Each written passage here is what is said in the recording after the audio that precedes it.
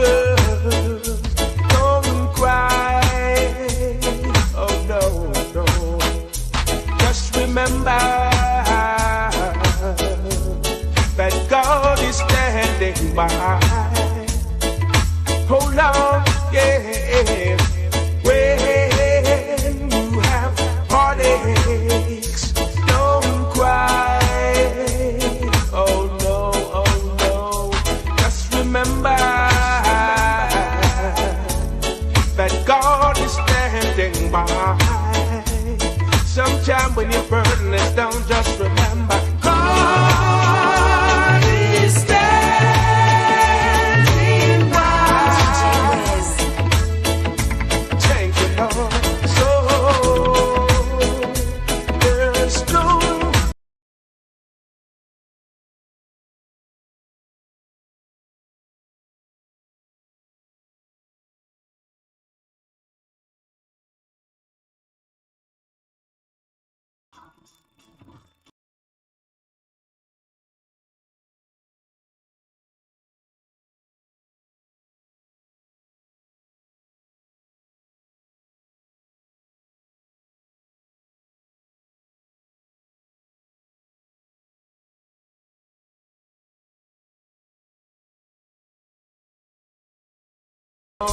just remember that God is high. When you cup running over, just remember God is standing by. Thank you, Lord. So there's no need to cry.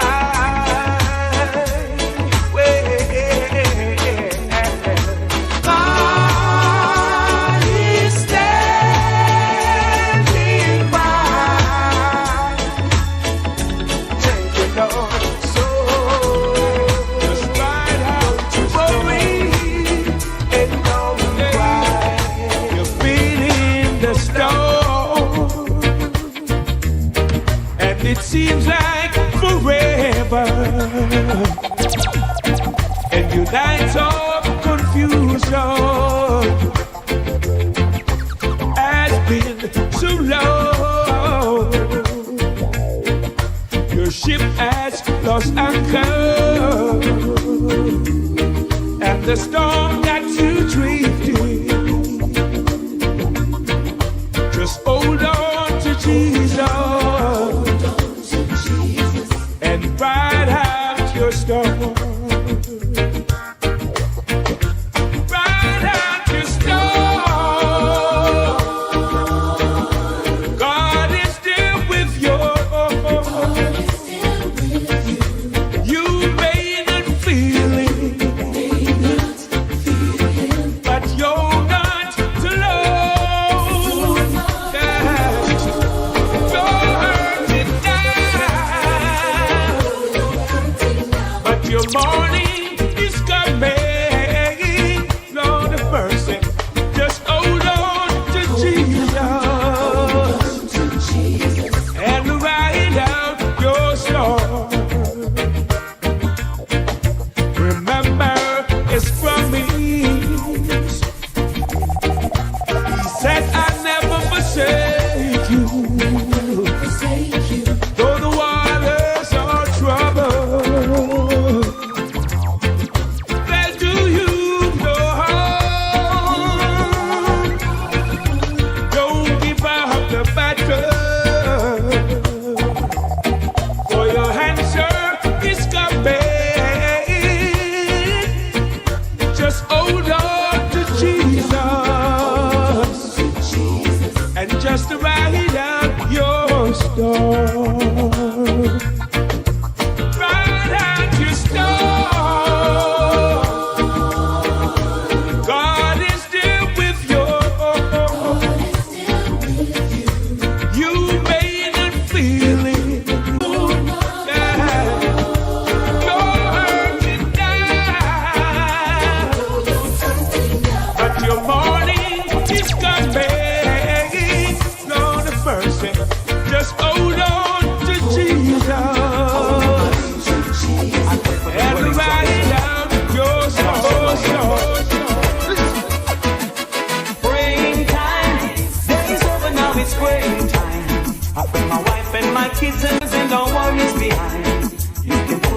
trust in the Father, cause I know He's so kind.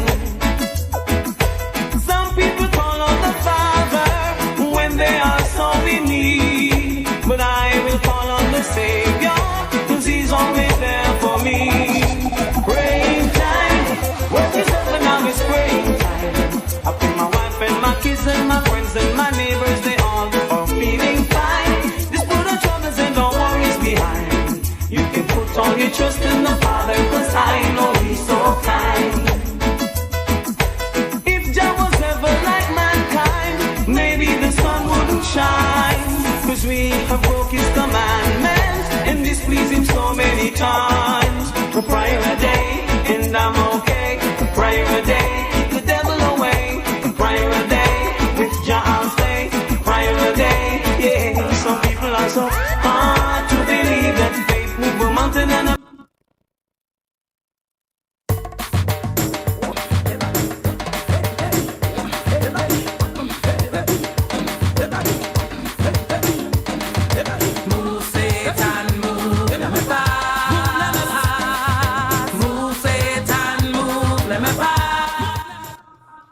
yes, indeed. A pleasant good night to all and sundry. This is the Sunday edition, and of course, we pay homage to the Almighty, but at the same time, with the expectation that Monday will come and reality will have to strike.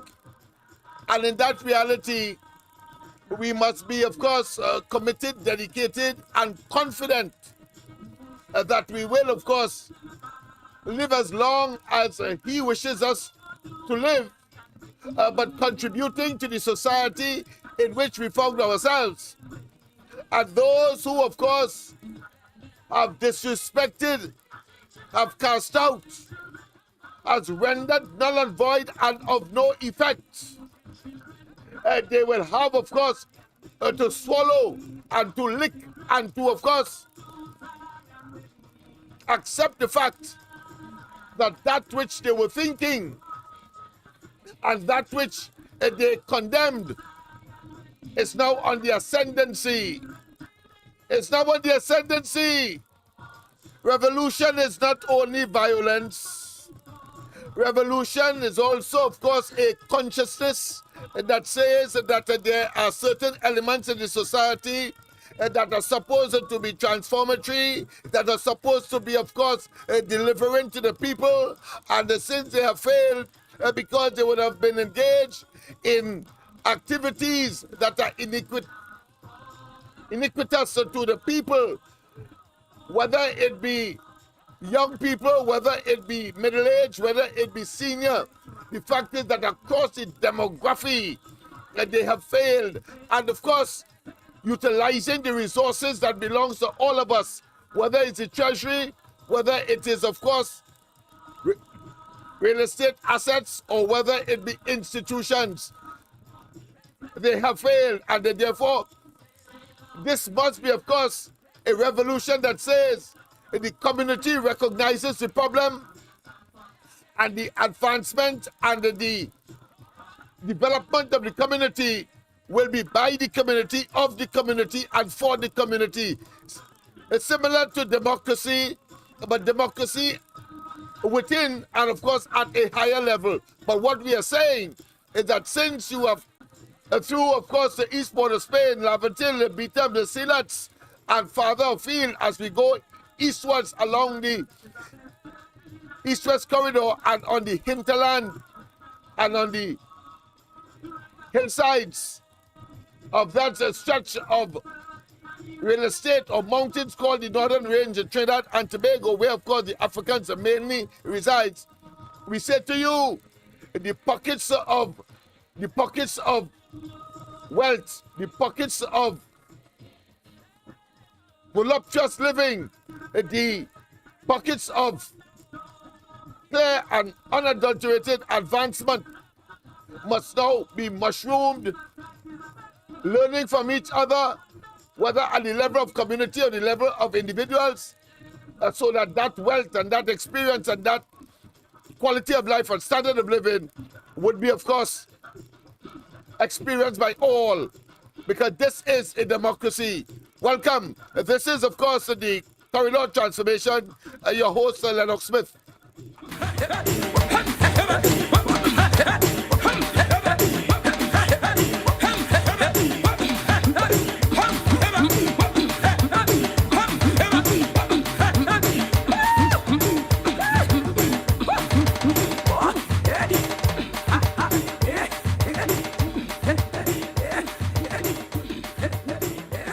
Yes, once again, of course, a pleasant good night to all and sundry. But of course, I greet you with what I consider to be mixed bag, as has become stereotypical.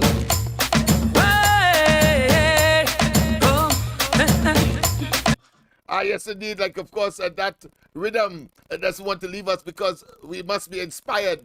There must be a higher force, a higher spirit that says us and speaks us and tells us that the trepidation and the iniquities and the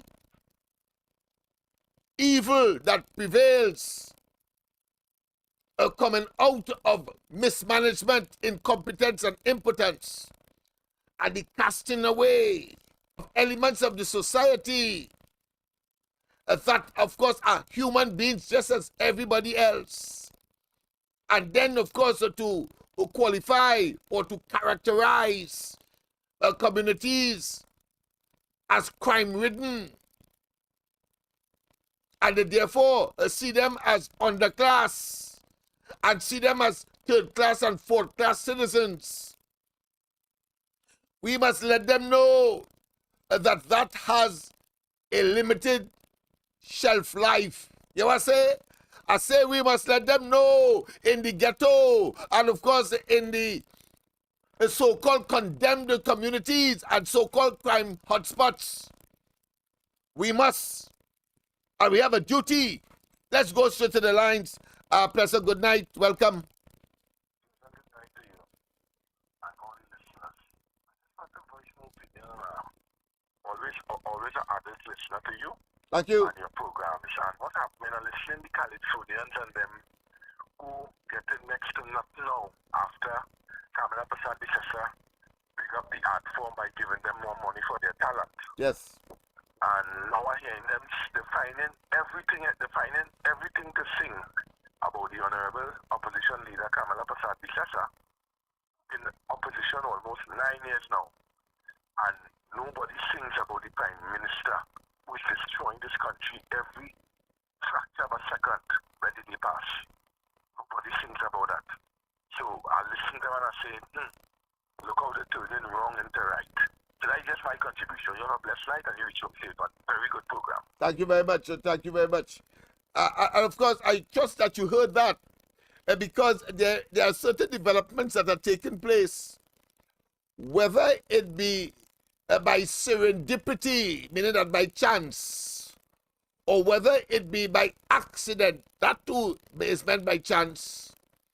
But I want to say the present administration will conveniently exploit it, even though by accident the time has reached for the Calypsonians to recognize that when they malign anybody in the first instance, but when they are politically aligned and their lyrics, it demonstrates a certain bias, as we saw, of course, outlined. And let's not waste time. That is a reality. Coco just got a taste of his own, what I consider to be bitter cassava. You know what I say Coco just got a taste of his own bitter cassava. He was beaten and pounded into realization that you cannot talk and sing anything you want, particularly about people, because I'm talking here generally, especially when your lyrical content demonstrates a certain amount of clear and unadulterated bias. Bias could be in the form of an ethnic group. Bias could be in the form of a particular political position. Bias could be in the case of educational pursuits. Bias could be in the case of course, the people who may be engaged in economic activities, and some may appear to be much more proficient, much more progress, much more advanced. And because another group may not be so inclined, you want, of course, to castigate and bring down and malign and, of course, defame, and at the same time generate a certain amount of degradation that will, of course, humiliate and make people feel less than a human being, or reduce considerably their achievements. We must get that out of our system. And I thought the decision of the court to award Inchanali, I think, is about $200,000 or $300,000 for, of course, Croker's presentation, I think, last year, suggesting that Inchanali is a car thief, but you can't prove it. You see, just as me, if I can't prove that Dr. Rowley is a rapist, and I'm saying categorically he's a rapist and a pedophile, I would be subjected to the same sanctions under the same interrogation and, of course, decisions of the court. So you don't do that.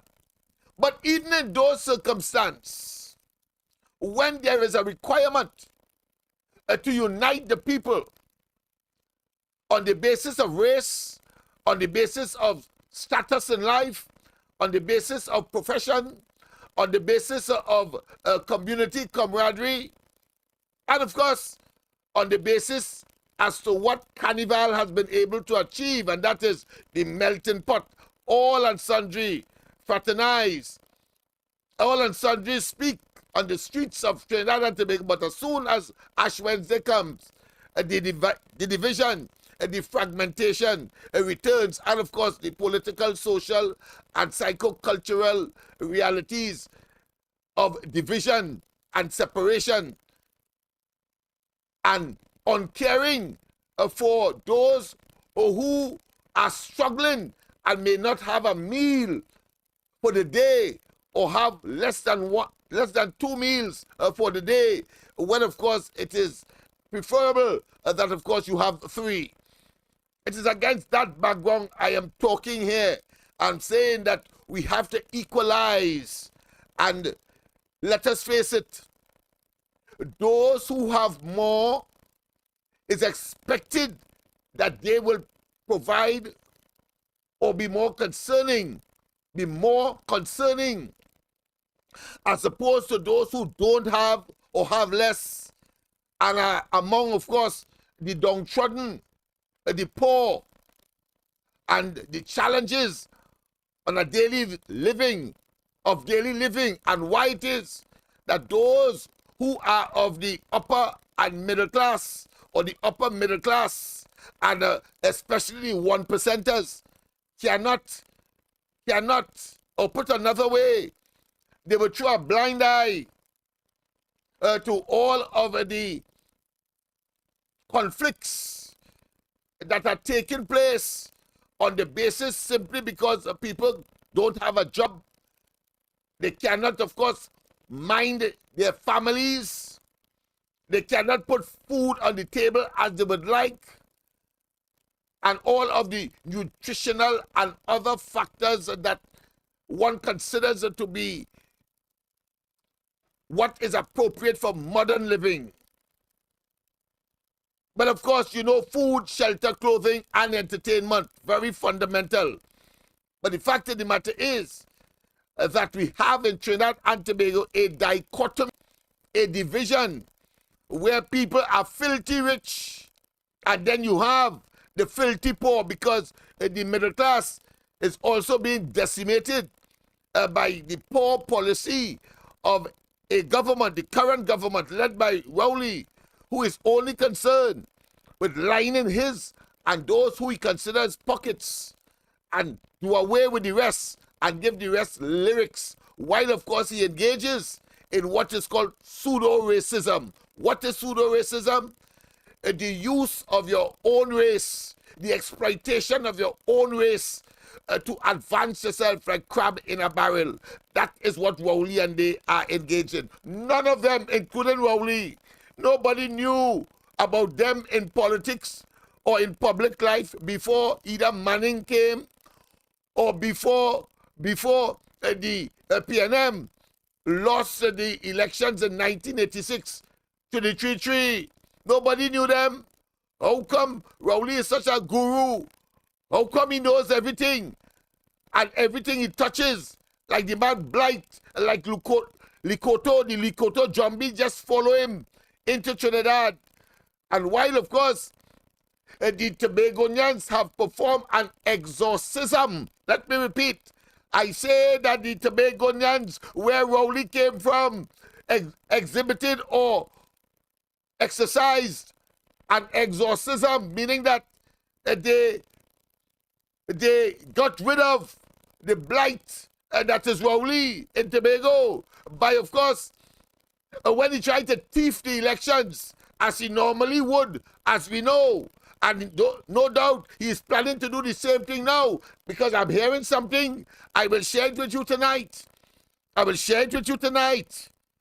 Because this is a numbers game. And Rowley and they know it very well.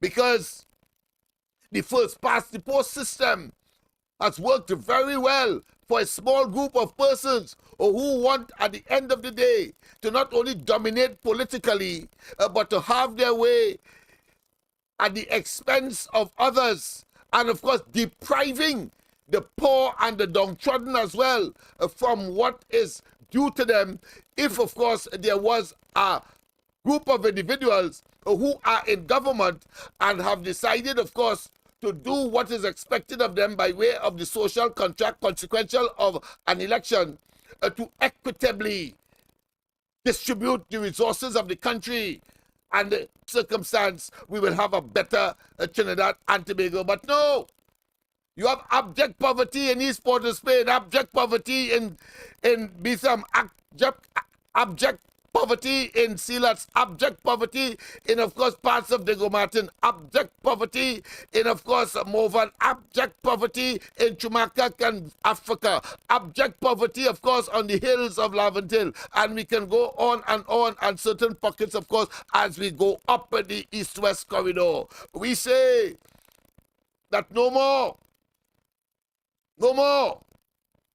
We have a duty and responsibility to take charge. And that is why we say that it is a development process nestled in a revolution that says the community sees the problem. The community, of course, will have to find solutions, and the community will execute. In other words, a development by the community, of the community, and for the community. And that is what it is all about. And therefore, all that and all of the stakeholders, all of the players must be part and parcel of this revolution.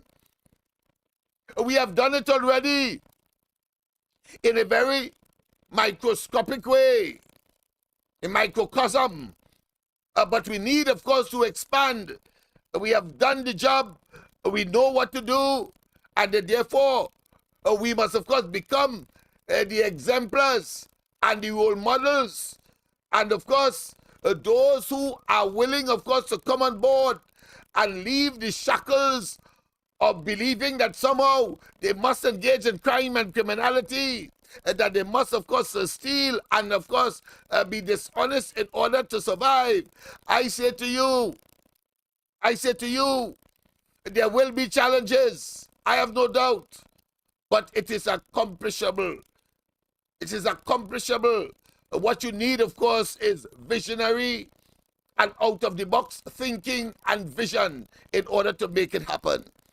And there are sufficient people around who can learn fast, and at the level of the community, and at the level of the family, and at the level of the of the individual, and at the level of the neighborhood, and at the level of the village, and at the level of the regional corporations, and at the level of the towns or boroughs, and at the level, of course, of the cities. We all have a duty. We cannot, of course, continue with this Russian roulette. I don't know who is next. And then you're telling us that we must engage in business and we must learn well and go to school.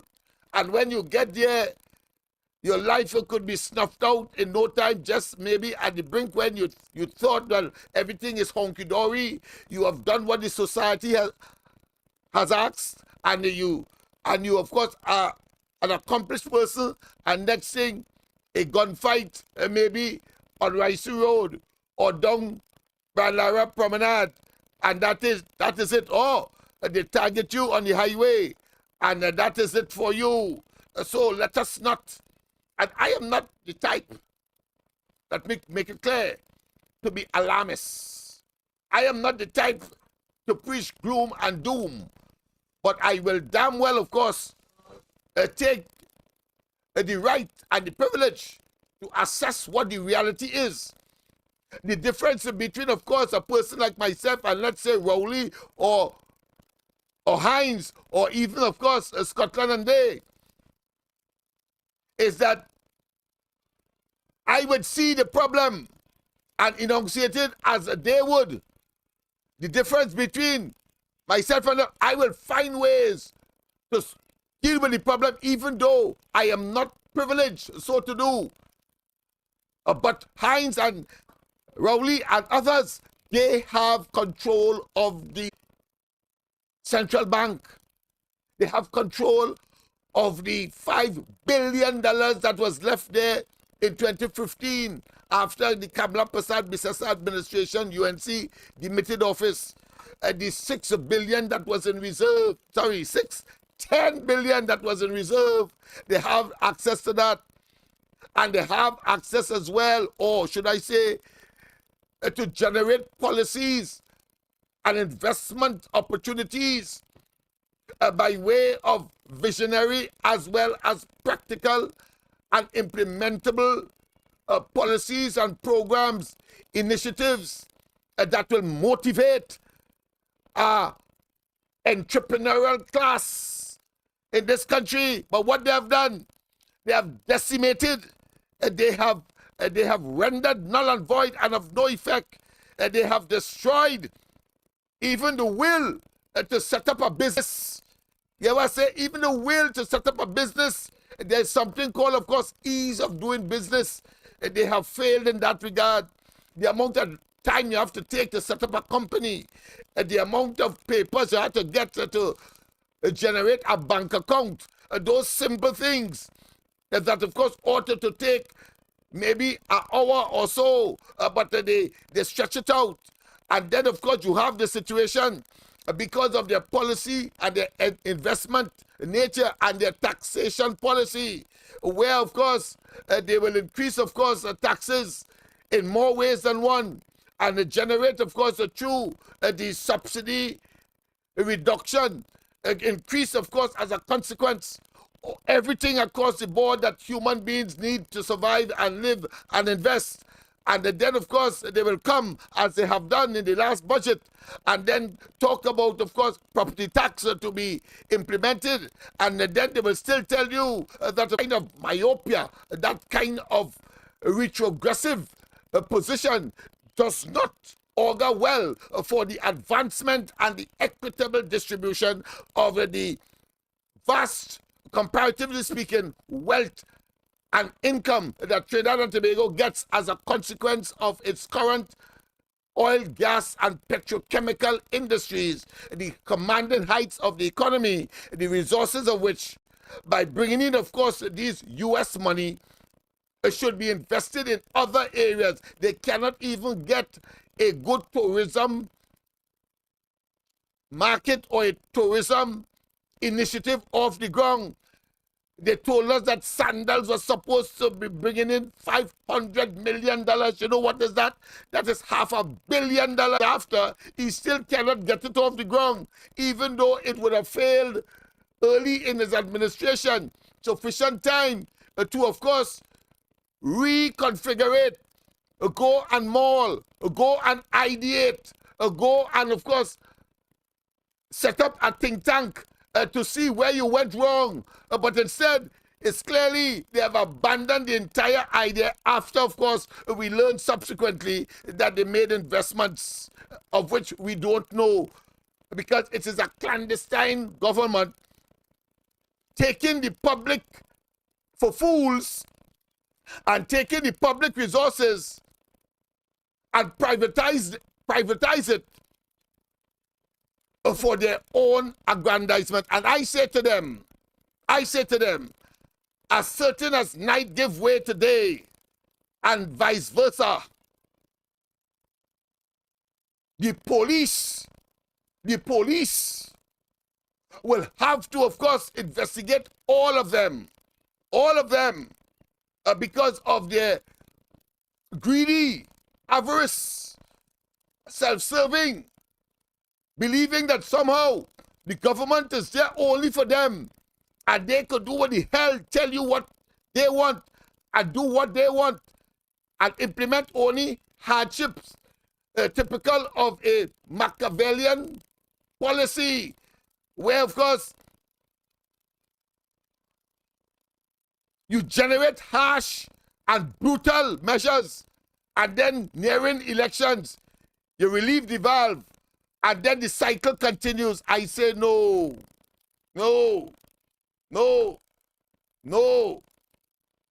We have social media to edify.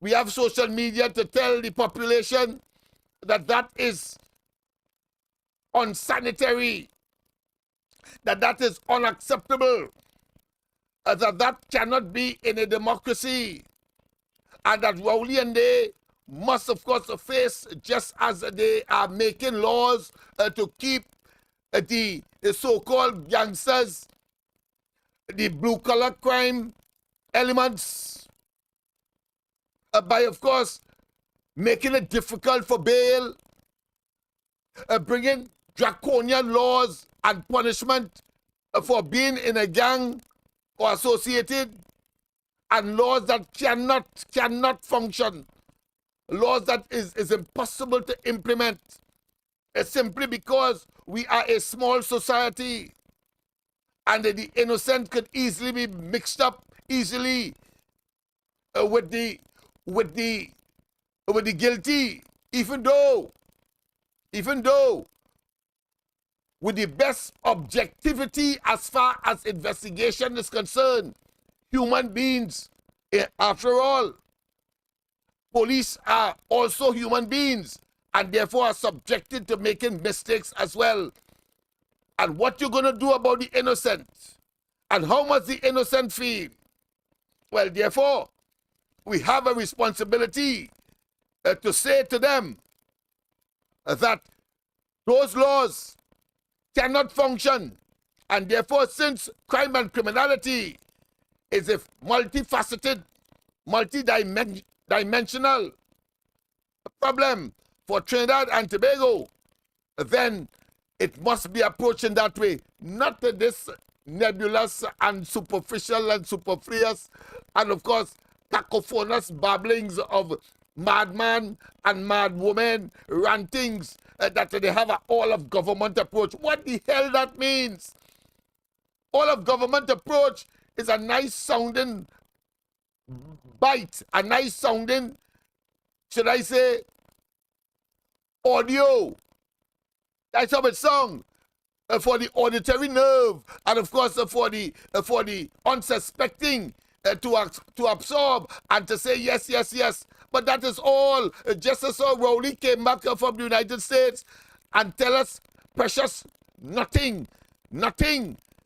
Oh, but they're talking to the FBI and they're talking to the CIA, and of course they're having, of course, these ballistic issues that they will want, of course, to treat with, because suddenly he now know that, of course, people from next door to us, whether it be Colombia, Venezuela, are using our waters or passing through our waters in order, of course, to export their their what I consider to be chemical poison. I'm talking about, of course, cocaine to the United States and other northern destinations. Suddenly he now know that. Suddenly.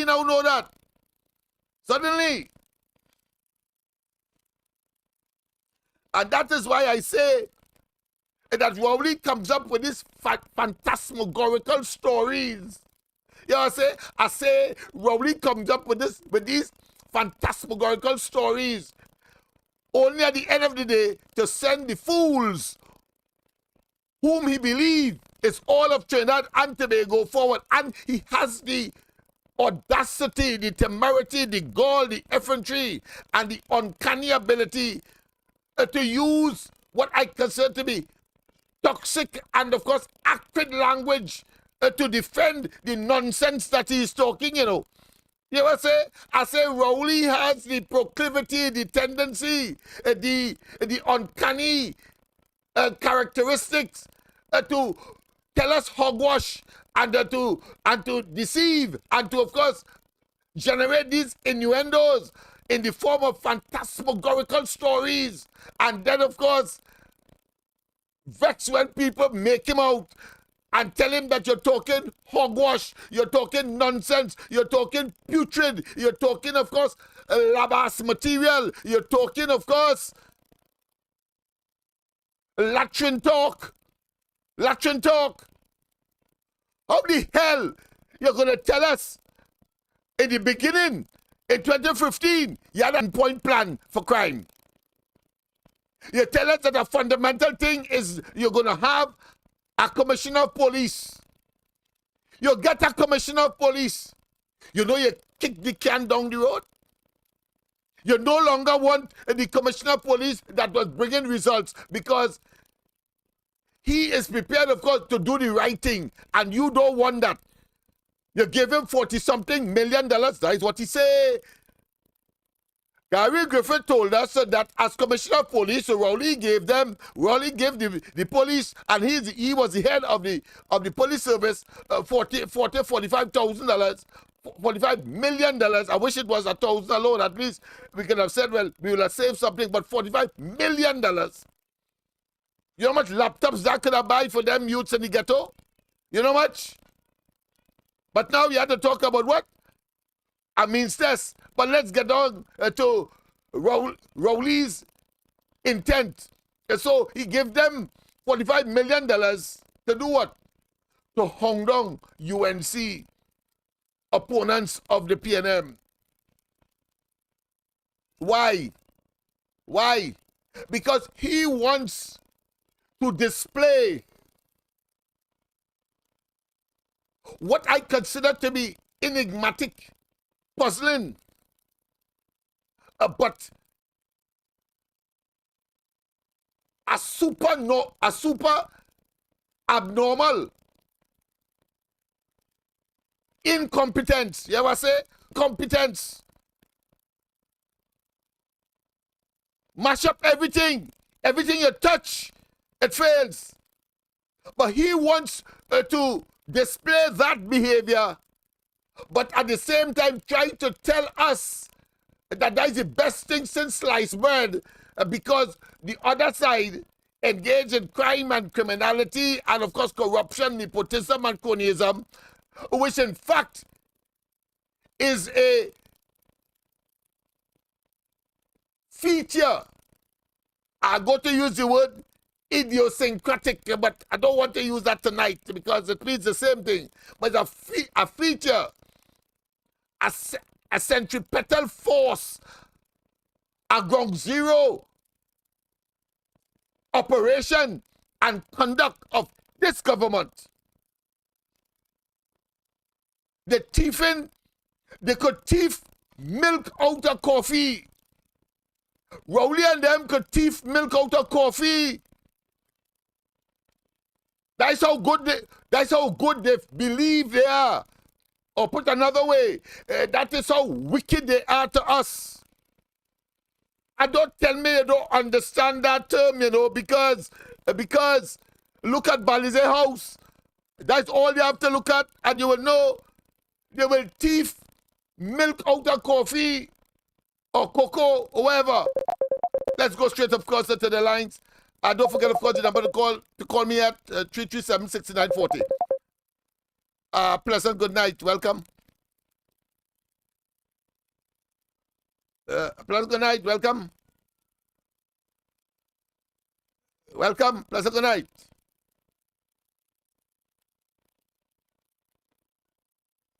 Pleasant good night.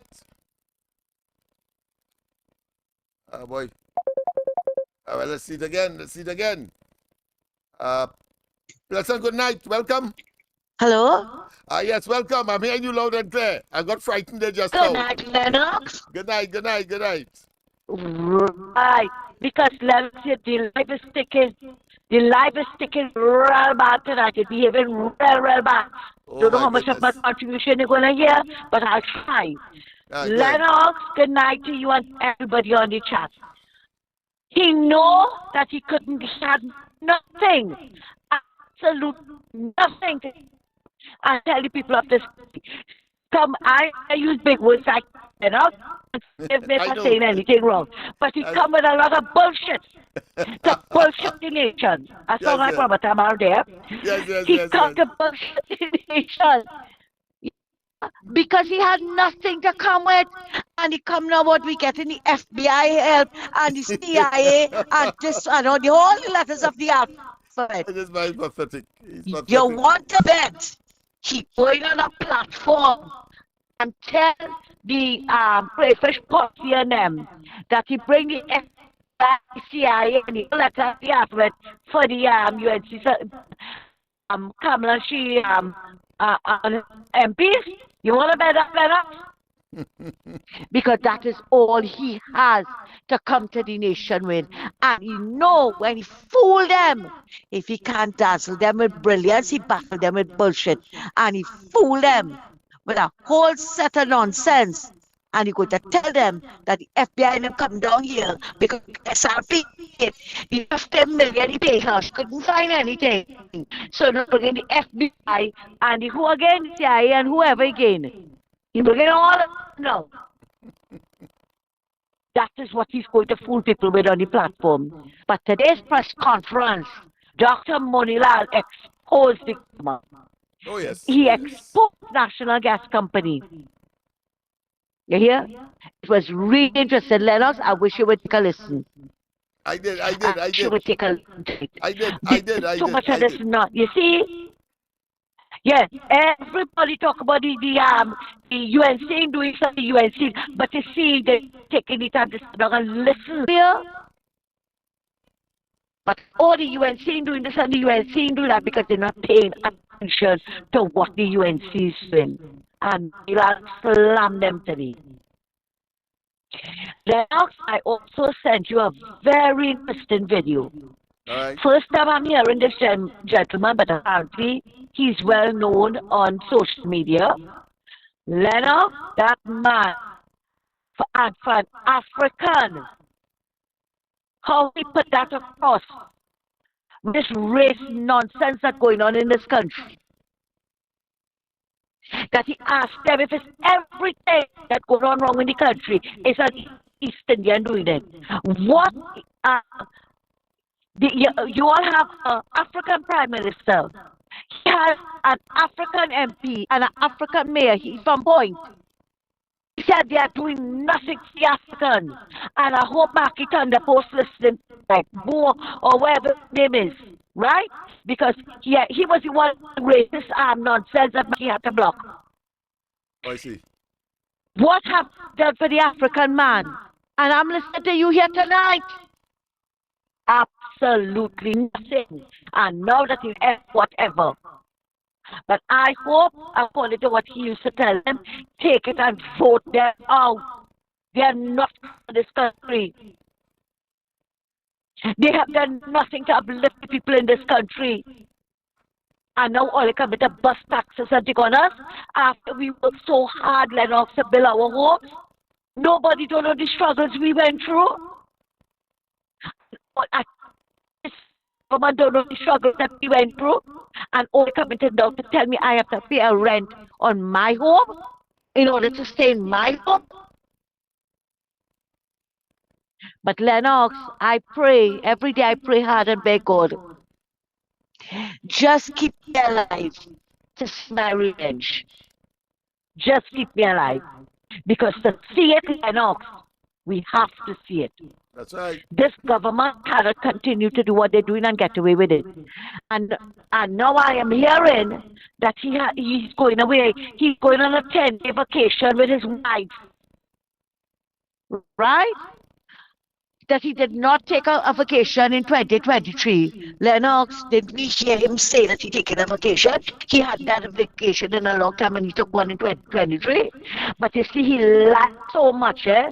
But I know, if that's Saddam Hussein, one of them going to come and tell Barry, one of them going to come and tell us that he lied about that. I know he's lying about that.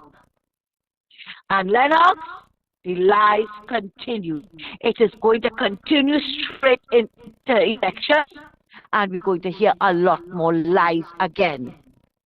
But he's so ashamed of what happened to the drug industry that he don't know how to come face the country. He come to BS the nation that the FBI and CIA is coming to help to do what? To do what? Must he get rid of Earth? But you know what, Lennox, before I go, I have a list, you know, that I want to give the FBI and the CIA. Heading that list is Paris with this tampering. The where he committed poetry in the court. Camille handbag money. Foster coming and left 14 million in venture capital. And I have a whole list. And we will pass it over to the FBI as well. Thanks a lot for listening to my 2 cents. And have a good night. Same to you, my dear. Same to you, my dear. And call back any time. Of course, your presence is always welcome. And of course, don't forget, people, of course, if you wish to call 337-6940, 337-6940, of course, the other number, if you want to get some help, some land problems, some, of course, other problems that are so multiple at this time that it will take me the rest of the program, of course, to enunciate, but you know your circumstance. And of course, we'll put another number there where, of course, you can, if you are a small business person and you wish to advertise here or on 104.7, the radio station to which, of course, the ground report is attached and to which I am attached as well as one of the co-hosts. Well, of course, you will be able to get access there as well. We are making it very easy because this revolution must be a multi-pronged one. It must be one, of course, with committed and dedicated people. And of course, as we all know, the longest journey begins with a single step.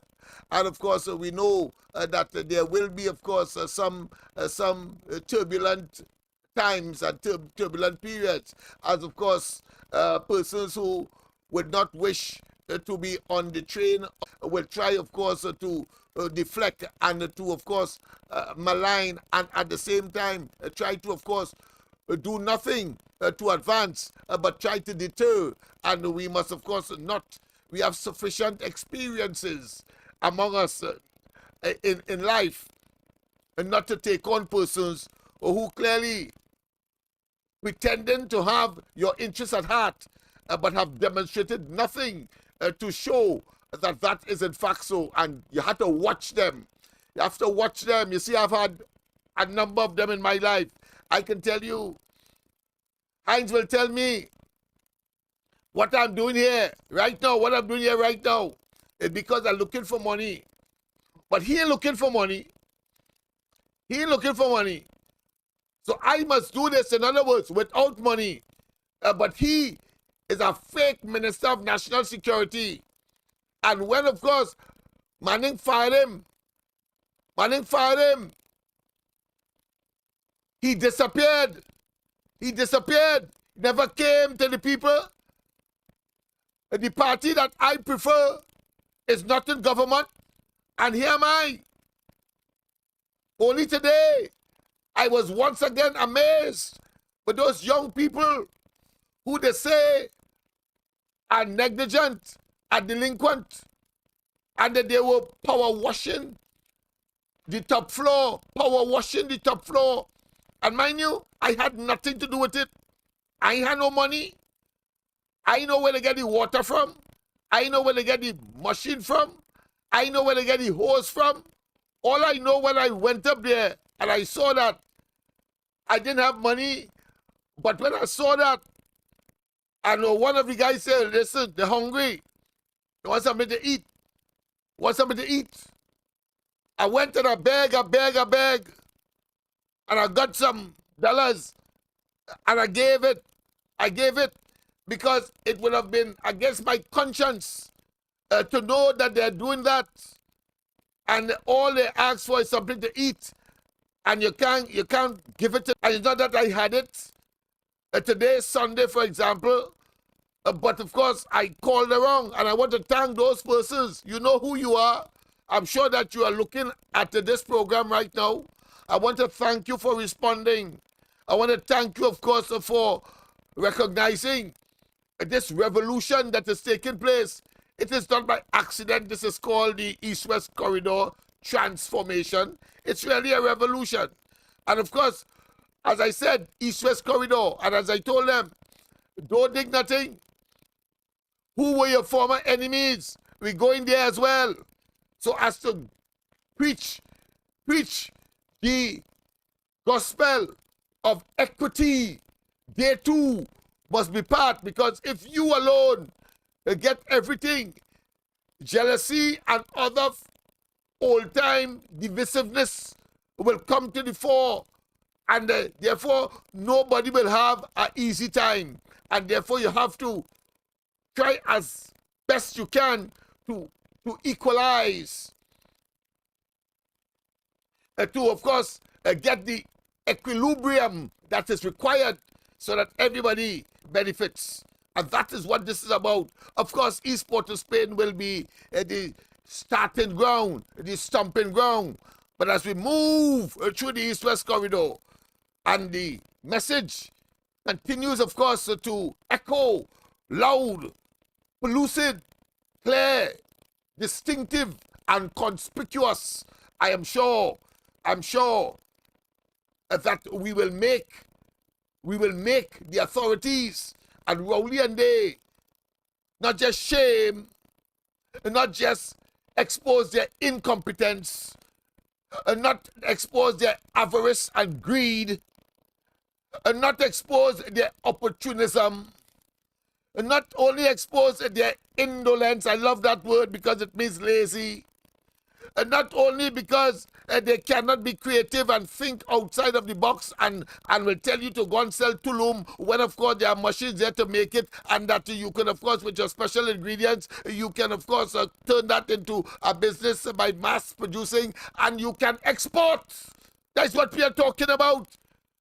And not making tulum with your hands and then selling it in some tray as what I can say my parents used to do by the side of the road. No, we are talking about, and the technologies are too readily available for us to be thinking as Jurassic and as Neanderthals like Rowley and them. Imagine, as I was indicating, we are talking about ease of doing business. And at this time when, of course, businesses are supposed to be not necessarily absolutely flourishing, but people would be seeing their way and say, I have this business, and of course, incrementally, it will grow and grow and grow. But instead, Rowley and them engage in activities to mash up your business. Whilst they and their friends artificially, because of the buttress of state resources provided by a decision of the cabinet and the government of the day to their friends, but leave them alone. They can't grow nothing. Rowley and them is boo, if not boo-boo. They can't create nothing. They parasite on the monies that are in the treasury and then claim that they are some kind of guru as far as management of the economy and our affairs are concerned. A bunch of what I consider to be not just nincompoops, not just obsolete and Jurassic managers, but they simply have breached all principles of democracy, all principles of economic equilibrium that is required for competition. But instead, they take the state resource, butchers the friends, and then say that the friends are big-time businessmen. Thief the money, you know. Give it to the friends. And the friends puff in the chest. Something like Heinz, a blasted peacock, as he's called in Laventille. Plenty flair, but no depth. Charlatans, quacks. Take it from the gutter, take it from the nascent stage, take it from the roots and build. But no, they want an artificial catapulting to the highest heights. For me to recognize, knowing full well that you are artificial, that you are fake, and fake because of larceny, theft, a bunch of kleptocrats, a bunch of thieves, government by thieves, kleptocracy, and of course, believing that they're fooling us, so they are also idiots. And it is called, of course, an idiocracy. Idiocracy, government by idiots. That's what Rowley has assembled. He being the most, what I consider to be, monolithic, huge, monolithic, huge. And they want to come in people's faces and play that you have moral and ethical pillars that would, of course, somehow you want to impose that on people, and you can't tell the difference between right and wrong. You don't know that to, of course, have over 500 recusals in your cabinet is wrong. You don't know that, Rowley. You don't know that when Balizé, the PNM, was in fact bankrupt in 2015 when you became the leader. You don't know 10 years after why she was prime minister and have access to the resources of the country. You don't know that it is impossible for you to be building a multi-million, over 100 million monstrosity called Balizé House gangster headquarters. You don't know that? You don't know, Rowley, that it is wrong for your name to be calling in the fake oil matter, depriving our young people and future generations. You don't know it's wrong for you to take your personal lawyer and put him in the oil company of Trinidad and Tobago, one of the companies consequential of mashing up or fragmenting Petrotrin, and you put him there. The fella is called Michael Kwamina, your lawyer, and you put him there. And he is the man who has to provide the evidence before the arbitrators, with respect, of course, to the most, what I consider to be bold-faced, deceptive, and uncanny, and criminal act. You, Rowley, criminal act. When you told us that the man at the head of the fake oil matter is AV Drilling, and you say it's your friend, and you put your lawyer there to provide the evidence, brought it to the police in their investigations, and to the arbitration and to the arbitration panel or the arbitrator on whether or not or how much money to give AV Drilling, the main player in the fake oil, that will be considered to be real oil or true oil that was sent into the oil refinery.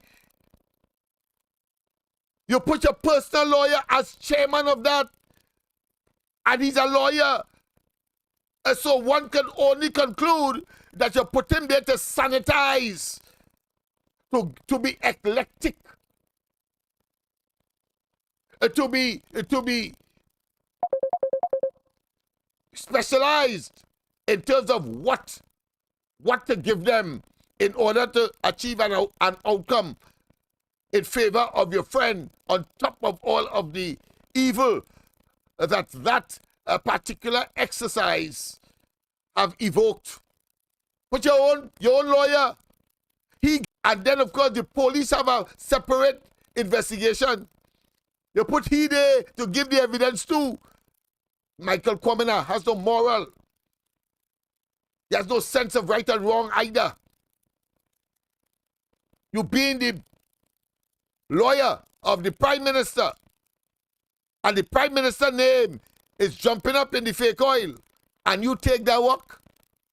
You take that work? But what you meet all you in pass all you? What you meet all you in pass all you? Take what I tell all you. What you meet all you in pass all you? Because that is clearly sowing the seeds and a manifestation of the perversion of the course of criminal justice. You know what I say? I say that scenario, that matrix that was devised, not unfamiliar at all, by Rowley and his cohorts, conspirators. That is a perversion of the course of criminal justice. And Rowley and Kwamina and the others will pay for that in due course. In due course, evil could never prevail over good. Evil could never prevail over good. It is at best ephemeral, temporary.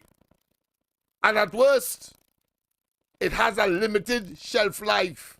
And so gallery, and so enjoy it. Believe that nobody can touch you. You're untouchable.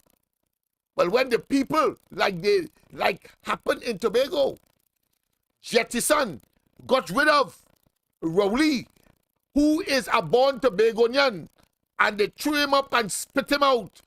They take all what he had to offer, limited as it was, and they throw him out. And of course, he tried still to try to deceive the people, his own people in Tobago, by adding 3 seats to the Tobago House of Assembly. And they said thank you. And they took 2. And he lucky he get 1. So the situation is 14-1. And of course, he wouldn't talk about that. He wants us to forget. We must remember. And therefore, since Tobago, and therefore Tobagonians, of which he is a member and born there, and that we in Trinidad must see Rowley as an alien. He's an alien. He's an immigrant. You know what I say? I say he's an immigrant. And so in Trinidad, across the board, east-west corridor, central, south, east-west, north, and south, we must see Rowley as an immigrant, as an alien, and of course do what we have to do, just as Tobago did. Just as Tobago did, his own people. His own people. So he is toxic, evil, wicked, diabolical, and dangerous. A pleasant good night. Welcome to the corridor. Yeah, pleasant good night, Mr. Lennox. Good night to you. I want to say good night to everyone live and chatting regionally and internationally. So, Mr. Lennox, since the incident that took place in the Savannah, when British Gas still have the little Carnival program where they were supposed to have, right? I think it was PAN or something, right? Uh-huh. With the murder in Savannah and they couldn't have the program now, British Gas, BP. Yes.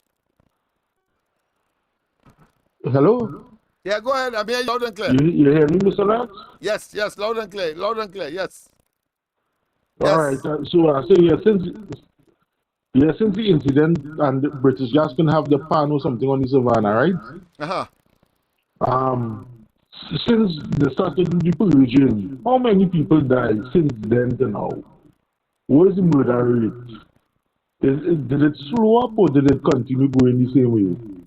You know what I'm saying? So there's a little food for thought in Southern Ox. Because if they could control it just because of Carnival and certain companies, why they can't control it for the citizens? You see who more important? Is money over citizens. That is the end of the game. All right, Mr. Nassar, look on and listen to what you have to say about this. Thank Yes, you. indeed. Yes, indeed. Well, traditionally, traditionally, the police will come out in full force.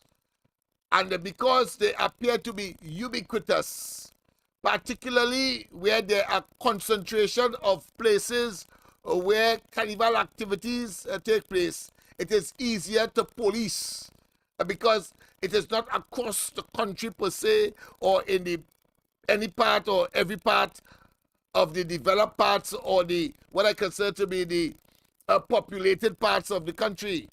So that is an advantage, but there is an overwhelming force that comes out for Carnival. But as soon as that is over, they then go back to normalcy because even if they maintain the same amount of concentration, the elements that are prepared, of course, to engage in criminal behavior, it will be easy to monitor the police. As the police monitor them, they are monitoring as well, and they will know when to pounce. To answer your question directly, no, the murders have not subsided to any significant degree. And that is why Rowley had to come back and not say that it has been reduced, but say what he is prepared to do or what has been done. But of course, he expects that the Americans to come to Trinidad and do what he is supposed to do, as if that is practical, as if that is reasonable, as if that is possible. That man has lost his marbles. The man is in a state of intellectual, cerebral, and cognitive decline. The man, of course, is clearly in a state of bipolarism, and to a large degree seem to be senile, because he's talking the same thing over and over but in a different way, and believe that the people who will accept the nonsense that he speaks. So I was making the point earlier that he started with a 10-point plan, a central figure or a central element of which would have been, of course, a sitting or a commissioner of police, a substantive commissioner of police. He achieved that. The only problem with that is that after the first term of Gary Griffith, he kicked the can down the road, having performed, of course, well, because he wants to surround himself with mediocres and people who are yes people. So he don't mind, because Gary Griffith refused on principle to hunt down UNC operatives, whether past or current, because he refused. Gary Griffith became persona non grata. Can't get a next term. But now, at the level of mediocrity consequential of the idiocracy that Rowley has put in place, including, of course, the members of the Police Service Commission, that clearly he don't want to take any chance, so he don't want anybody that is independent. We saw today in the, of course, UNC Sunday press briefing that most of the major players inside of the Police Service Commission to Rowley, well known to Rowley, and nobody is surprised. He ain't taking no chance. He wants people who could say yes. So Erla will say yes. Erla will say yes and yes and yes. Erla will tell you, well, listen, by June, the murders would have, last year I'm talking about, would have been drastically reduced. And then when they asked her how she performed, how she rated herself, she said excellent. Yes. And then when she is interrogated now by clearly a bipartisan committee, she tutoing on herself, literally. Or should I say literally? I could use it literally, man. But of course, I'm talking figuratively. But certainly, the amount of stuttering and the amount of course, what I consider to be involuntary delay actions to put her thoughts together. And even when she achieved that, she was unable to put her thoughts together. Tells you square peg in round hole. The continuation of incompetence, impotence. But Rowley don't mind because he defended that at the appropriate time.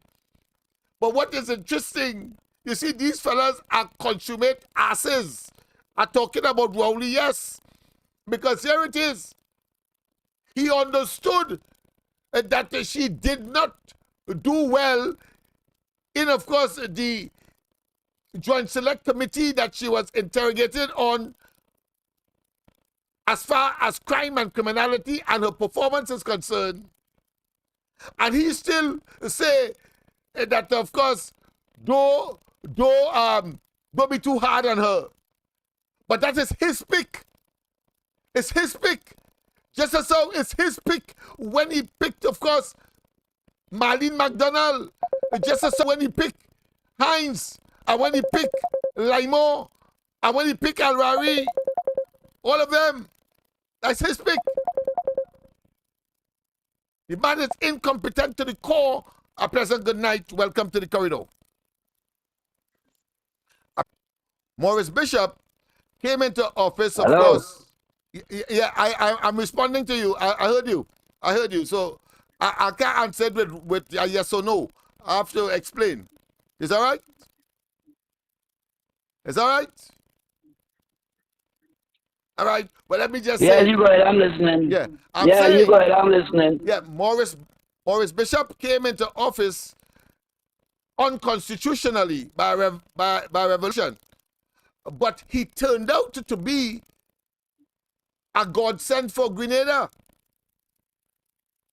But in the case of Rowley turned out to be, of course, the devil personified. Big difference. And so it is not the same. That's my response to that question that you asked. Whether yeah, Maurice but Bishop...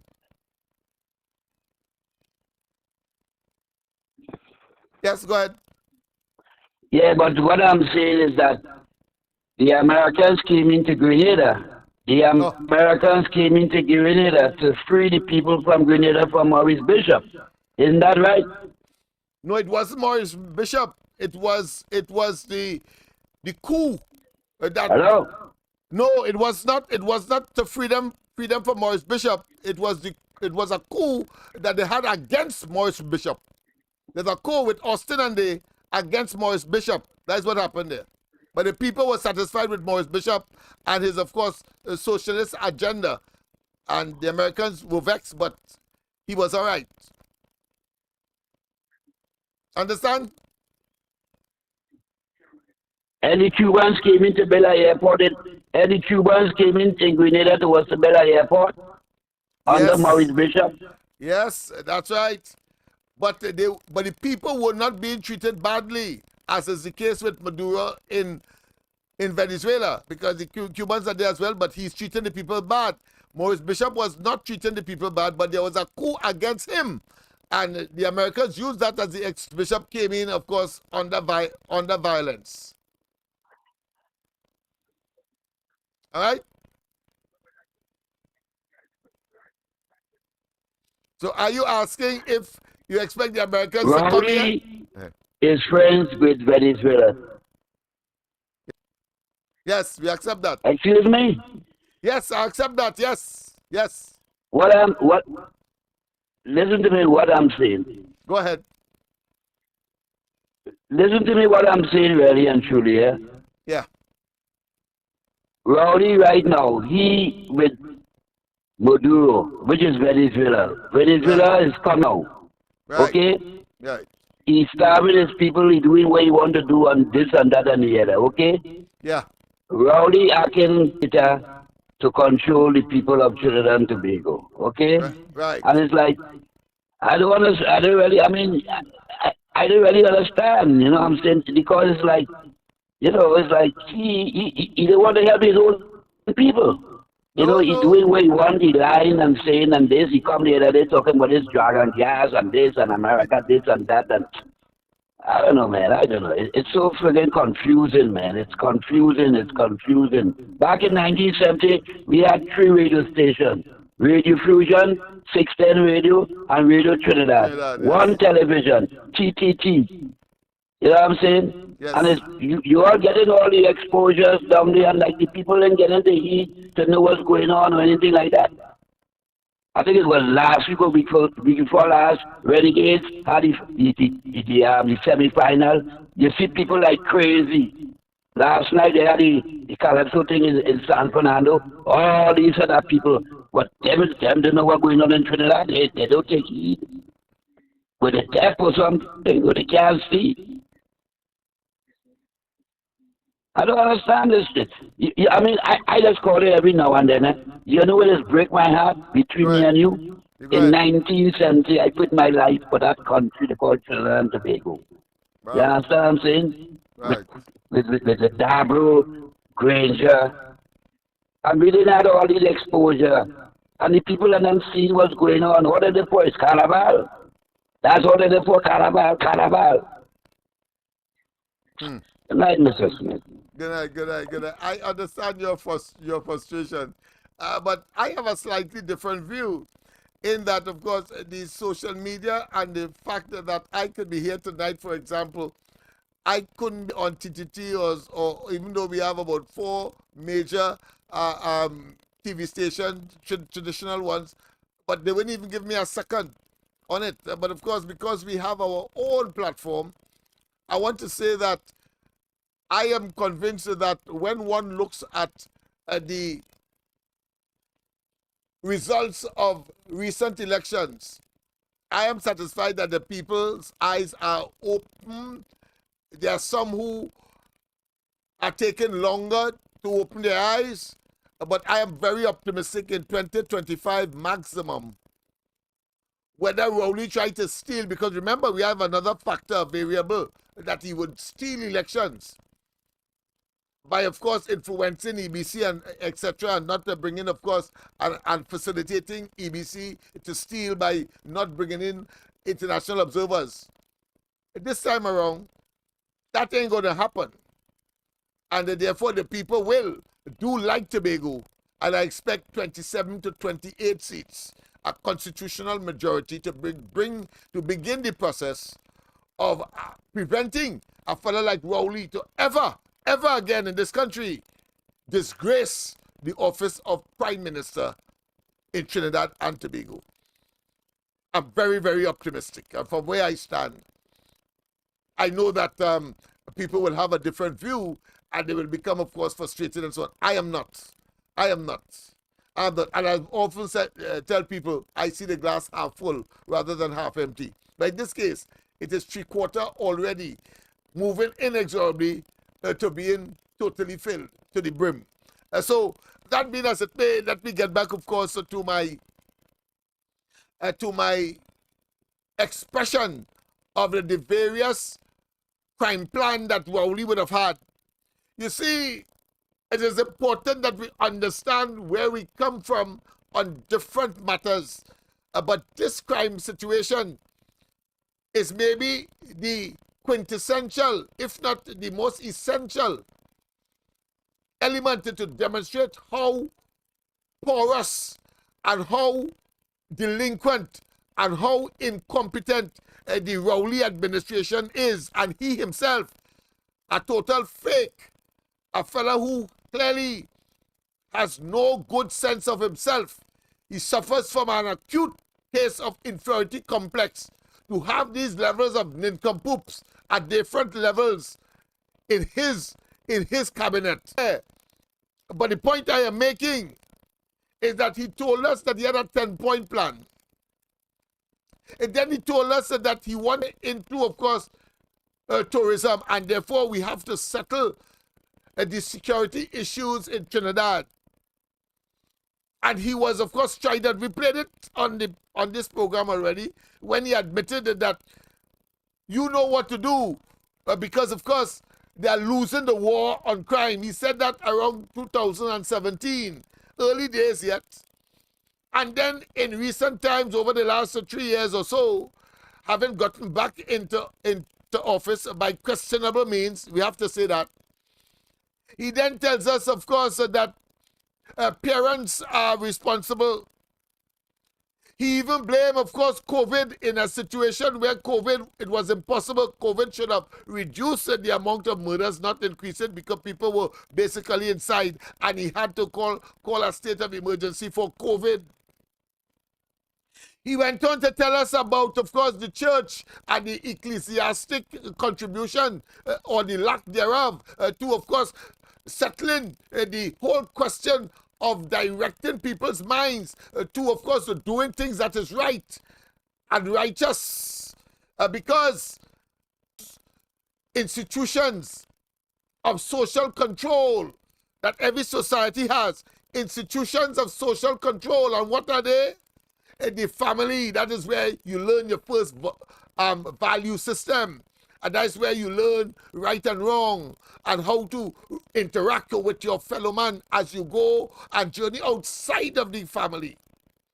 You also have the church. The church is supposed to tell you right from wrong, and don't hang your hat where it can reach.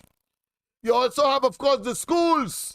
The schools, of course, could be considered to be a combination of all of those that would have gone before. The family, of course, the church, and a combination of that commingling, and, of course, giving you the wherewithal to interact socially with your fellow man and the society as a whole. And, of course, accept that there are laws and rules. You still have the police to put you back on the straight and narrow by taking you to court. So you have the court as well. That, of course, is an institution of social control. And when that has failed, the ultimate, of course, is prison. In the prison, of course, you are supposed to be taught how to get back on the straight and narrow, and don't do what you did before to offend the society, or offend the law, or offend the rules. Don't thief again. You pay the penalty, whether it's 10 years, 20 years, as the case may be, with hard labor, as the case may be. So when you come back out, the cycle continues. So those are the social institutions of social control to which we are all subjected.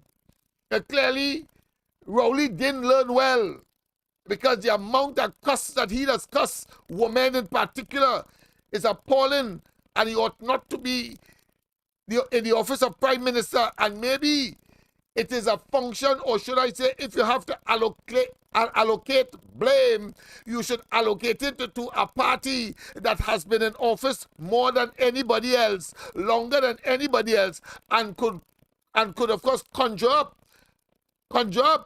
that miserable specimen of inhumanity called Rowley. A shame on the PNM, and everybody who is connected to the PNM must be ashamed. But of course, because one of the functions of group psychology,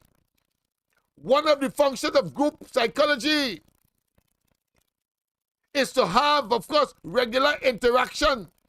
Another, of course, is to, of course, share the same ideology. And the other, of course, is to identify a member as a member of that group. And so the PNM has fallen into that general characterization of a group. And it will take many to, of course, disassociate themselves with the PNM, because they would have had this philosophy, ideology, and values. But of course, when one considers why said government, they are totally immoral, incompetent, you know that you have to disassociate yourself with both the PNM and, of course, the leadership and the government that will emerge from that opportunity that those who are there would have had. You know that. You know that is obvious. They have failed and failed miserably. They have failed miserably. And then, of course, let me go quickly to say that Rowley went on to tell us, not just the church, but then he tells us that, listen, crime is a what? A mental problem. He said crime is a mental problem. He coined it, of course, in the term he used as what?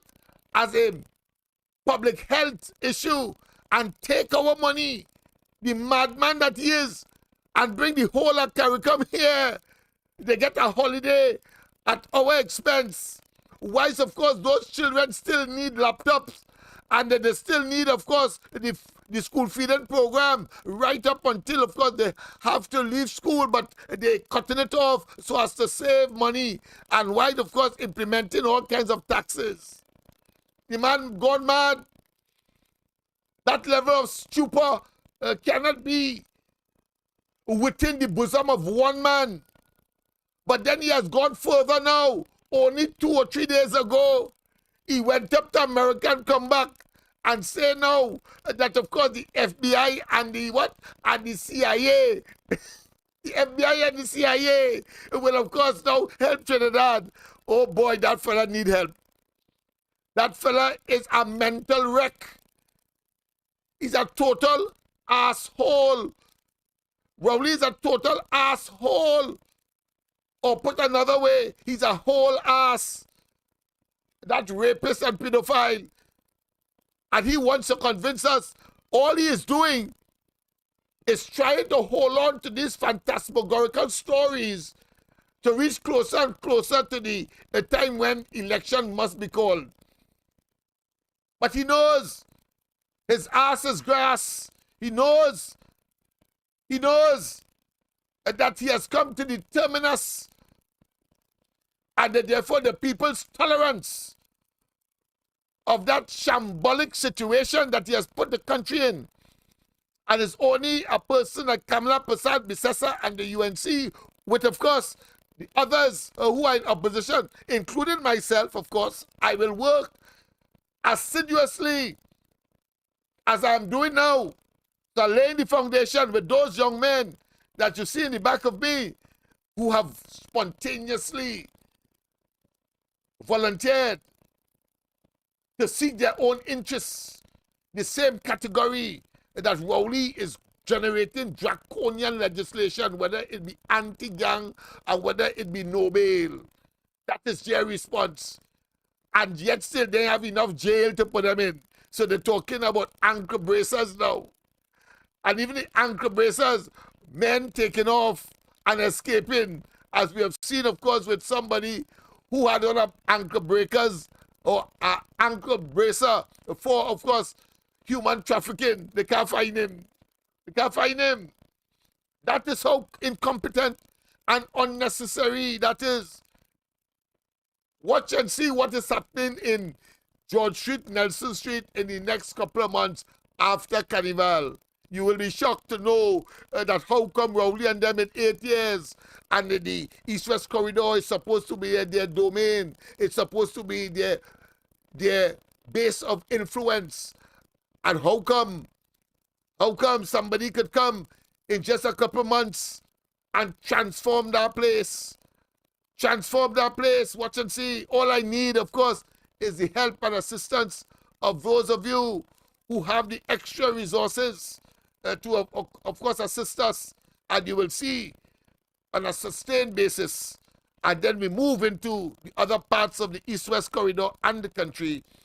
And, of course, make Trinidad and Tobago the paradise that it can be, but was, of course, soiled and deceived by a PNM administration.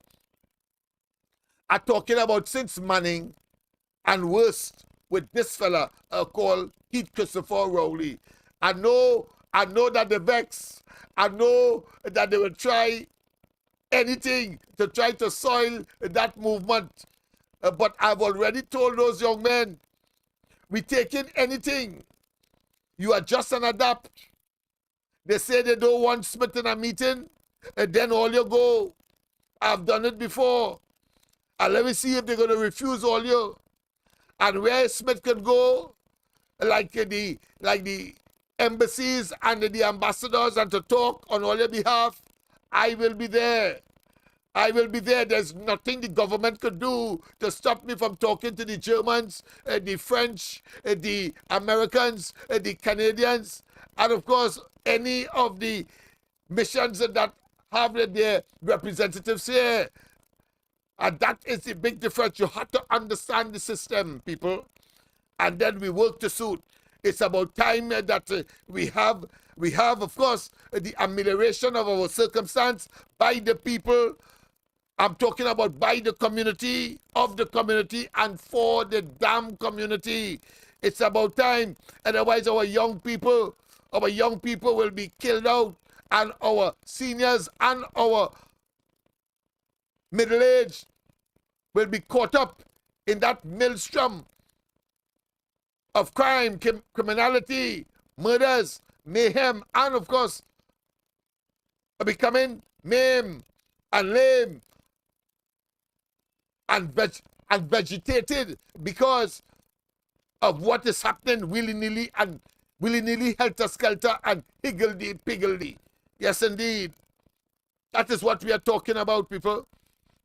But let me, of course, play this for you so that you'll understand how devious Rowley and they are, and how heartless they are. How heartless they are. In this country,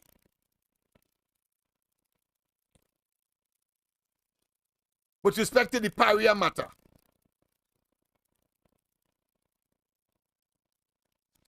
Let's go straight there. This was God, unlike money that has been expended on the process so far. Much more is almost certain to be spent before the families will see a single dime or dollar in compensation. The Commission of Inquiry, he said, cost a total of $15.5 million. Thank you, Deputy Speaker. To the Honourable Prime Minister, given that the final report of the Commission of Inquiry into the Paria tragedy recommended that compensation be given to the families of the victims who were involved in this fatality without accepting liability, will the Prime Minister state if the government has considered offering compensation either through Paria or other avenues to the affected families on behalf of the state? Even though Paria is a state-owned entity, the government is not now in a position to override those situations. Is the Honourable Prime Minister suggesting that any attempt to assist those families by way of compensation and financial help will only or can only be considered after a protracted legal process emanating from the report of the Commission of Inquiry? To be improper. It is good practice to allow the present board to adjudicate on the report findings of the Commission of Inquiry. Mr. Deputy Speaker, if the present board doesn't do it, which board does he want to do it? Again, is the Prime Minister suggesting that the present board of Paria that has been found wanting by a Commission of Inquiry is now in charge of assessing the report and further action to be taken, when that seems incomprehensible? Question is, does the Prime Minister believe that board should be fired forthwith, given that they have been named in that report as negligent? Prime Minister, don't you believe it is untenable for the current board that has been found wanting in a report to take legal advice now to help themselves? Don't you think that they have already been compromised and conflicted and ought to be removed and allow another board to take whatever action is deemed necessary? The status of the board of Paria is a matter for the Cabinet of Trinidad and Tobago, arrogant, and I will not take any advice from the member of contemptuous. The figures available at this face. time is that Paria has spent to date $8,548.18, with I don't want you to get tied up with that question or that response, that answer. That is Paria only, not the entire commission, because as you know, the commission took 15 million and counting. But Paria, he asked a specific question, what Paria spent, and that is what he is given. And mind you, he asked about 2 lawyers. Munilar asked Rowley about 2 lawyers. He ended up saying he don't know. He don't know what they get, but you know what Paria spent. That rapscallion be trying to deceive, because he's ashamed to say the largest that would have been expended on persons who are connected to the PNM, but has the audacity to, in some self-righteous bout of what I consider to be wretchedness, yeah, self-righteous bout of wretchedness. If it was UNC, he up in arms. In fact, they've got so mad that they want, of course, they file a court action against Anand Ramloga to get back the salaries that he was paid as the Attorney General under Kamala Prasad Bisasa. You see, one clout. What nonsense is that? You know, when he was suspended, he Rowley, and he became Prime Minister subsequently, you know what he said? When, of course, all the public servants were saying they want the money, and he was telling them, you'll get your money, but you're going to lose your work. He Rowley, as soon as he came into government. At the same time, he was saying that he wants his lawyer to tell the parliament to give him his money. He don't like his money to sleep out. That beast of a human being. Yes, that's what he did. So, don't take this man with any kind of what I consider to be validity.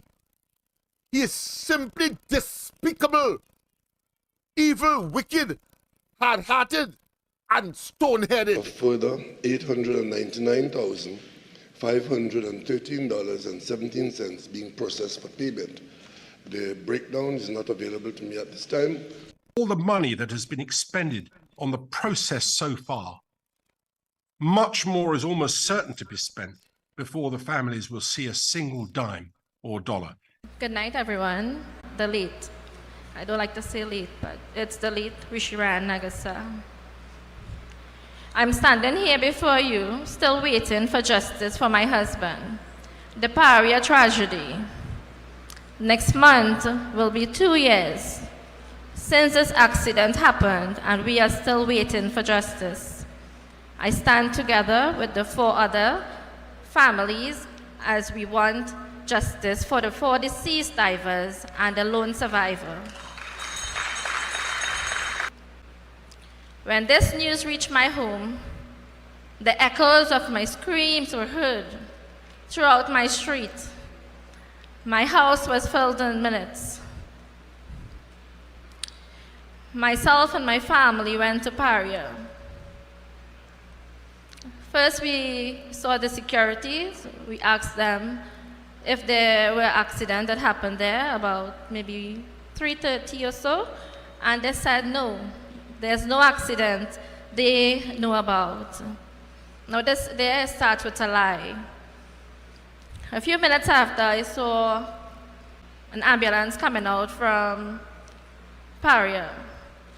My uncle stopped him, the driver, and he asked about the incident that took place inside Paria and if the men are still in the pipeline.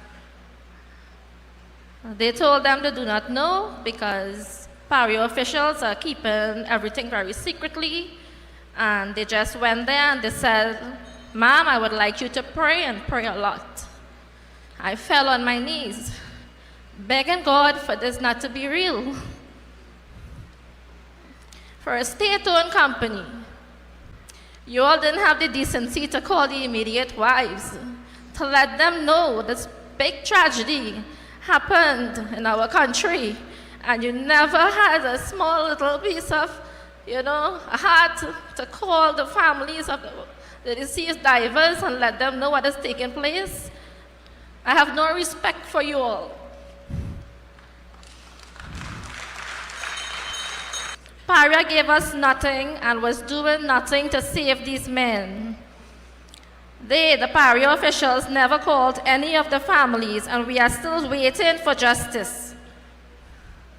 Paria, you all are murderers, and we want this whole board to be fired because you cooperate with the deaths of our men. What the families got? Nothing. I want them to know I'm going to fight for justice till the end. To the Prime Minister, the same way you came the next day and said our husbands are dead, and you tell the whole world our husbands, they are dead, and they were still alive days after. You need to come out the same way and meet and greet the family. We want justice. We want you and the Paria officials to come out and have meetings with us. As of this week, in our country, they pointed guns for the divers who were willing to save these men.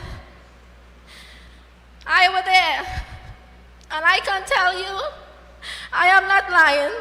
I was there from the beginning. They are all murderers.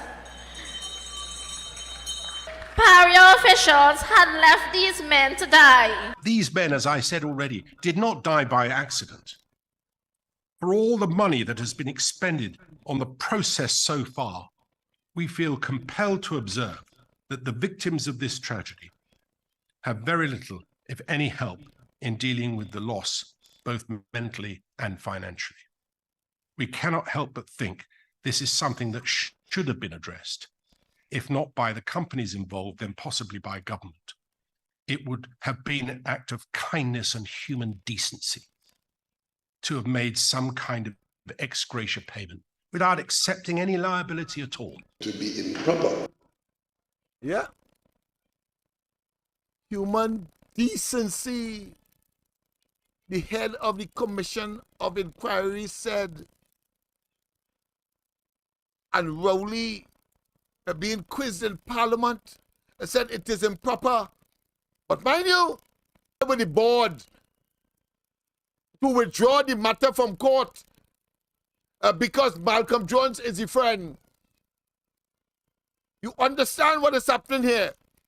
This rapscallion, this misfit, this square peg in wrong hole, this, of course, inhospitable specimen of inhumanity, this brutal speck of protoplasm, plain Prime Minister. Plain Prime Minister. But he could have done it and interfere with the board of Petrotrin to take out the matter from the court. As far as the court, already in the court, Malcolm Jones, and costed over $3 billion just to give these people a little $5 million, as the case may be. As some say, he having a problem and he can't interfere with the board. Listen to the hogwash. Listen to the hogwash excuse. Then possibly by government. It would have been an act of kindness and human decency to have made some kind of ex gratia payment without accepting any liability at all. To be improper for me to take any position as implied. Yes, indeed. Of course, we will go to the lines. Let's go to the lines. Pleasant good night. Welcome to the corridor. A pleasant good night to you, Mr. Lennox. Welcome to you. A pleasant good night to you. Sorry to interrupt you on your discourse. No problem, no problem. Go ahead, man. Mr. Lennox, yeah.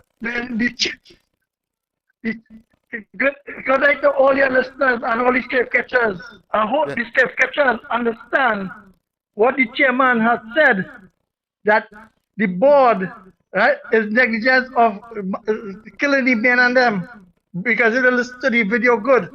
Yes. But anyway, you see, every oil is more important than 4 lives.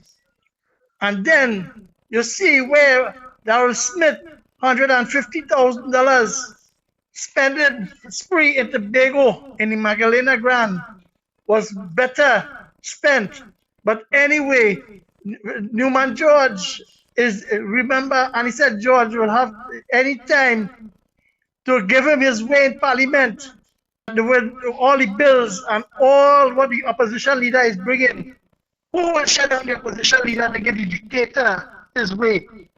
That's why it is now, my eyes and the public eyes is on the DPP, the independent office. Because when there is certain things to be done, the DPP will be fast on it. I hope the DPP send the paper by tomorrow, this week, before this week done, so that they could file the matter. Because it's not that you're bullying him and telling him that he must do it, because it's a straight, clear cut. And you can see gross negligence, and when they say corporate manslaughter, is Newman George is at the helm. He is the one, it falls squarely on his lap. And people is not talking about it. And the HFC director of this country, I get to understand, he gets award from President House just the other day. So when it was going on, all of them just lie, and over the course of justice. But that commissioner, he was fair and honest, and that is the best I ever seen. Inquest and a commercial inquiry. That's what they call the truth and nothing but the truth. And Rowley will never, as long as he holds power, will do anything. His track record is there. Because when Camille Robertson ready to take money and fix herself and she chassis to put a child in this world, nothing was done. When Fitzgerald Hines is making mischief, and they are not doing anything for the people of this country. That is to show what we are and what we are citizens to expect as long as Keith Rowley is there. Good night, Trinidad and Tobago. Indeed. Yes, indeed, my friend. Yes, indeed. Well said. And of course, there's nothing more to add except to say that Malcolm Jones matter, classic in terms of even superior to what transpired there, in the sense that he made an intervention in the board.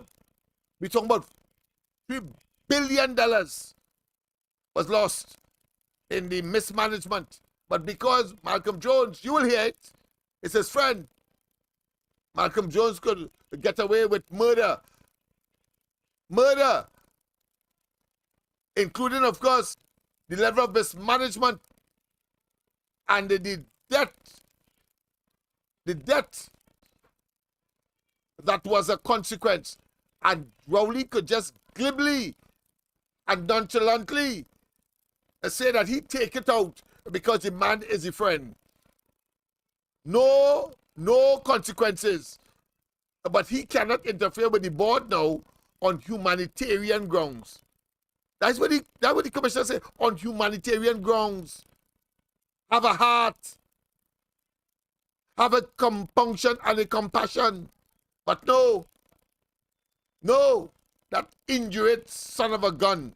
Mr. Malcolm Jones, a former executive chairman of Petrotrin, under whose stewardship that GTL plant came to grief. Except that it was a business deal that went bad, and it was a deal that went bad in a company which the state owns, and a lot of money was lost. Malcolm Jones is to be held accountable for $1.5 billion in losses. I don't mean any disrespect, but if I made a decision that cost my family business $1 billion, well, understand, they would run me from there. Wait. Petrotrin is a multi-billion-dollar enterprise that Mr. Jones managed for a long period of time. Or mismanaged, depending Well, you could say that. Well, you could say that. That is how the PNM deals with people. And that is how we dealt with Malcolm Jones. And in the face of mounting criticism about his administration's decision to discontinue the case against Malcolm Jones. Malcolm Jones, as a person coming out of our soil, reaching where he has reached, and the skills that he brought over the decades, forget that. And a government sets out to persecute him. And they ask this government, and the new board, and the new board to continue the persecution, I beg to differ. More specifically, people are asking themselves, why was a claim to recover £97 million of public money withdrawn? What was the justification for that?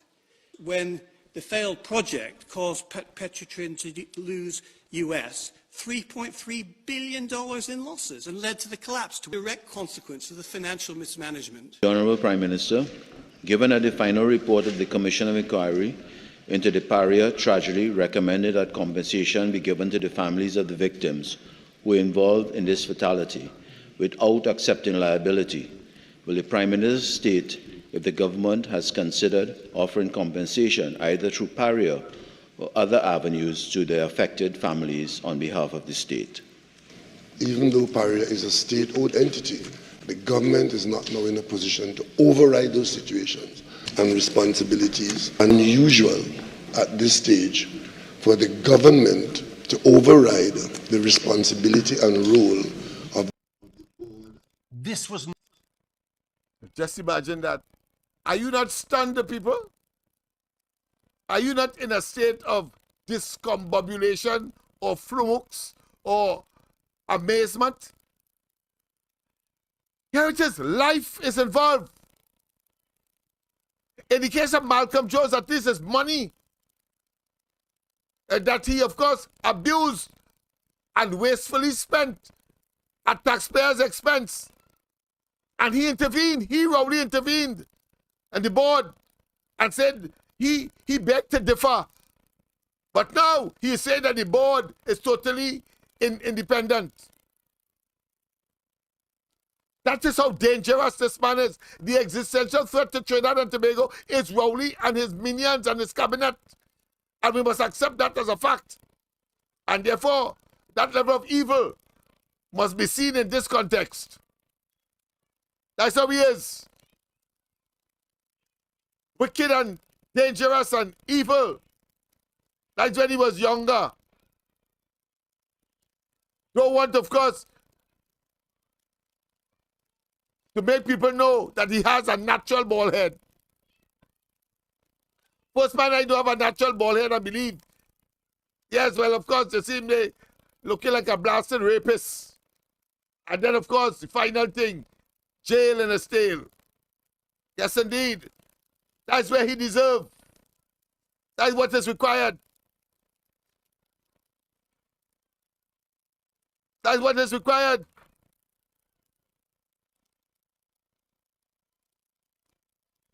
Yes, people.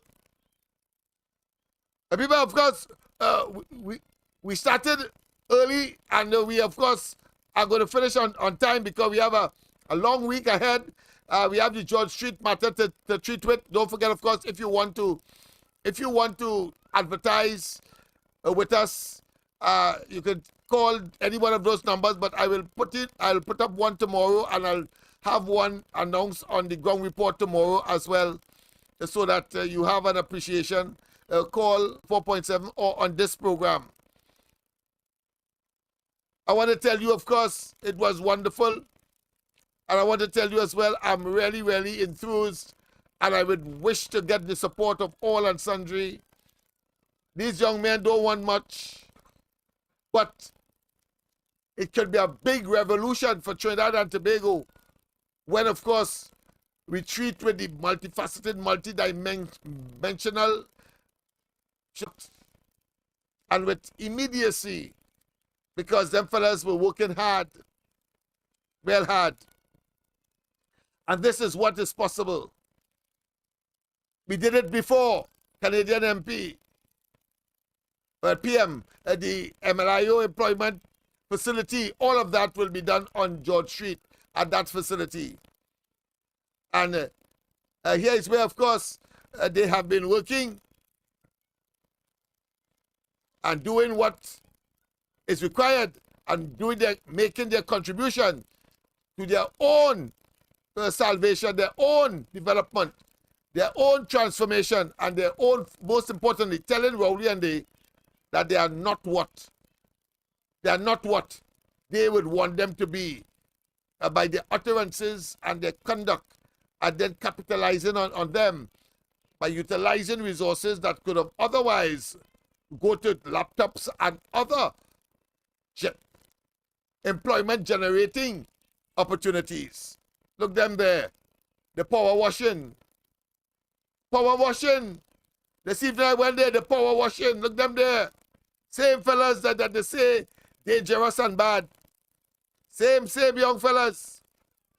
They're saying that they are criminals.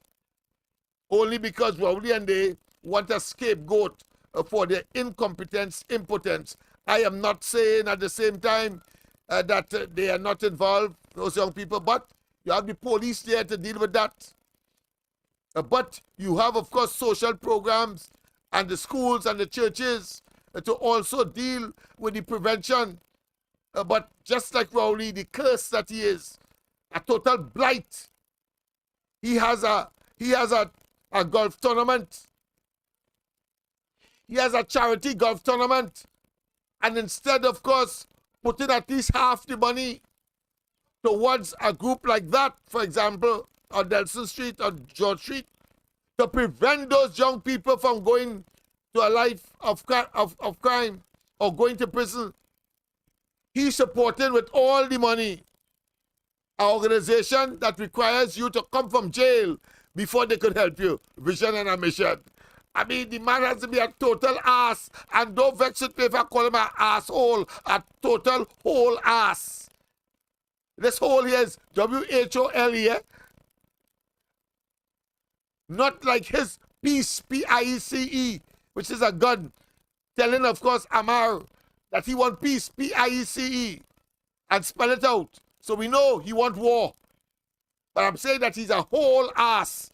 W-H-O-L-E. And he's an asshole as well. W-H-O-L-E. Don't say that I said otherwise. I did not say H-O-L-E. I said W-H-O-L-E. Whole, total, absolute. But that is those young people.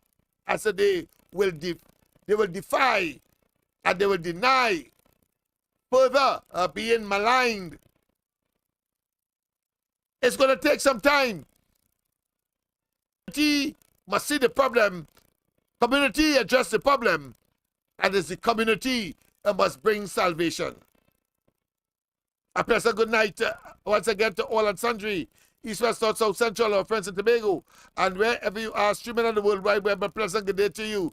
Yes, indeed. A pleasant good night. Don't forget, of course, that tomorrow morning, the ground report, Andy, Michael, myself. Andy, of course, is still, of course, in sabbatical mood. But, of course, after Carnival, the full team will be out as we continue, of course, to address the socio-economic and psycho-cultural problems of the country. Have a wonderful rest of the night. And see you tomorrow night when we will continue, of course, with these and others. Holy